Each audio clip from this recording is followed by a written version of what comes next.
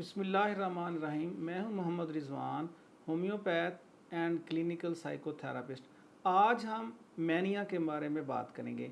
Mania एक psychic disorder है जो अमूमन मरीज़ों पर असरअंदाज होता है और इससे इनकी ज़िंदगी तबाह हो जाती है। तो हमें मैनिया की सिम्टम्स को देखना है और इर्द गिर्द को ऐसा बंदा है तो वो मैनिया का मरीज़ है, उसको हमने सपोर्ट करना है। इसमें क्या होता है कि कुछ न्यूरोट्रांसमीटर्स की तब्दीली की वजह से यकदम बंदे में एक शिद्दत आ जाती है। उस शिद्दत की वजह से वो डिस्ट्रैक्शन का शिकार होता है। मसलन कोई काम कर रहा है, फ़ौरन किसी और काम में लग जाएगा। उस काम को कर रहा है, उसको छोड़कर किसी और काम में लग रहा है। वो बंदा पागल नहीं है, बल्कि न्यूरोट्रांसमीटर्स की तब्दीली की वजह से उसमें ये सिचुएशन हुई है। उसके साथ साथ वो यकदम टॉकेटिव, यानी कोई बात करेगा, बातें करता जाएगा, रुकेगा ही नहीं। अगर मुसलसल वो यही बातें कर रहा है और किए जा रहा है तो समझ जाएं कि इस बंदे पर मैनिया का अटैक है और इसे इलाज की ज़रूरत है। इसके साथ साथ फ्लाइट ऑफ आइडियाज़, मसलन उसके जहन में एक बात आएगी, एक आइडिया आएगा, उसको वो शेयर करेगा, बात कर रहेगा, उसी के में दूसरा आइडिया डाल देगा, उसी में तीसरा आइडिया डाल देगा। मसलन आइडियाज़ को तब्दील करता जाएगा और करता ही जाएगा। इसके साथ साथ वो ग्रैंडियोसिटी का शिकार होता है। अमूमन यहाँ आके हम गलती कर जाते हैं।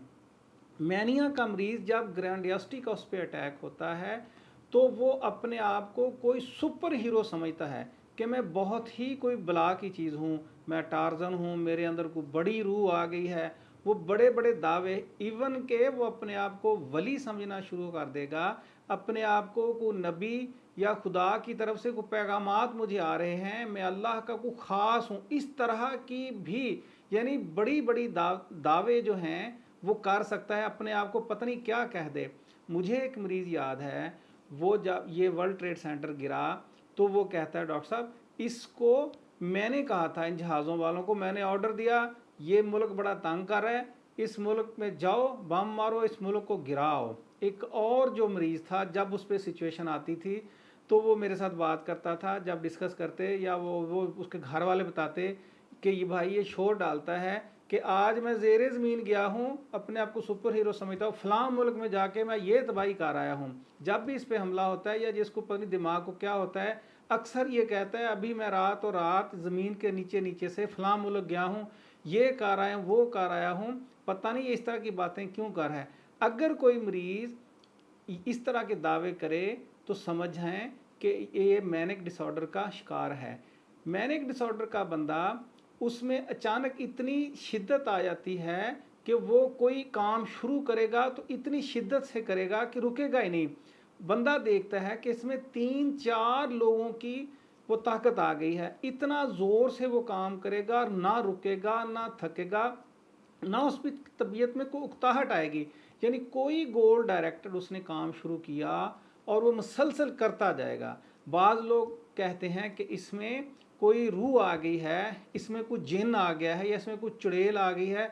जब इसमें चुड़ैल आती है तो इसमें इतनी ताकत आ जाती है कि ये 3-3 लोगों का काम, 4-4 लोगों का काम ये मरीज़ करता है या ये शख्स करता है। नहीं, वो मैनिया का मरीज़ है, उस वक्त उसमें मैनिक डिसऑर्डर की वजह से उसके न्यूरोट्रांसमीटर्स ने इतना तेज़ उसके मसल्स को एक्टिव कर दिया है, उसके ब्रेन को, कि वो रुकने का नाम नहीं रहा है। इसके साथ साथ मैनिया का मरीज़ जब मैनिया का अटैक होगा तो वो एक्टिव हो जाएगा और उसको नींद नहीं आएगी, 1-2 घंटे सोएगा और उसके बाद जब वो उठेगा उसी तरह एक्टिव होगा, बिल्कुल एक्टिव, एनर्जेटिक, कोई थकावट के आसार उस पर असरअंदाज नहीं हो गए। इसके साथ साथ जब उसके पर मैनिया का अटैक होगा तो ये मरीज़ क्या करते हैं कि बड़ी बड़ी इन्वेस्टमेंट कर देते हैं। मसलन बाज़ार जाएंगे तो गैर ज़रूरी चीज़ें जिनकी ज़रूरत ही नहीं, खरीदते जाएंगे। बड़े बड़े प्लॉट्स जो हैं या कोई और प्रॉपर्टियां हैं, उनमें अपने पैसे ज़ाया करके इन्वेस्टमेंट करेंगे, वहाँ जाके प्लॉट्स खरीद लेंगे। कोई आम से जब उस दौरे की हालत में होंगे, आम सस्ती चीज़ होगी, महंगे दामों खरीद लेंगे।